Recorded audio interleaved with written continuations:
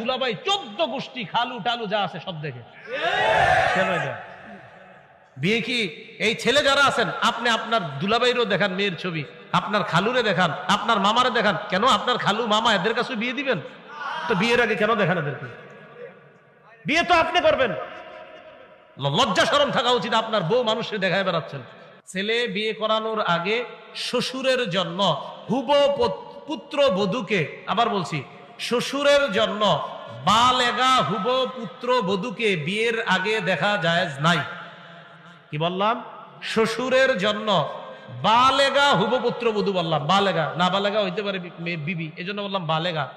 বালেগা মেয়ের যদি আপনার ছেলের বিবি আনবেন, বিবি বানিয়ে আনবেন, কিন্তু আপনার ছেলে এখনো বিয়ে করে নাই, বিয়ের আগে এই মেয়েকে দেখা আপনি শ্বশুরের জন্য জায়েজ নাই। কেন বিয়ে কি আপনি করবেন?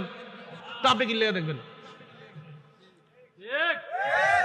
তাহলে বিয়ের আগে না, এটা যেই কোনো ভাবে, এভাবে সেভাবে কোনোভাবেই জায়েজ নাই, কোনোভাবে কি নাই জায়েজ নাই। একটু ছবিটা এরকম না, কোনোভাবেই জায়েজ নাই।